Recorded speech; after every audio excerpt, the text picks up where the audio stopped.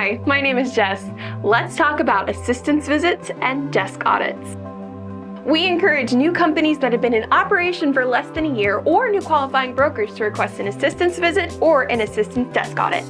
An assistance visit is for a new company or new qualifying broker to get hands-on assistance from our auditors. Auditors will come to your office and review what your company is doing and suggest areas for improvement. An assistance desk audit is similar to a regular desk audit. However, the assistance desk audit is for a new company or a company with a new broker to send your requested paperwork to the Commission for our auditors to review and make suggestions for improvement.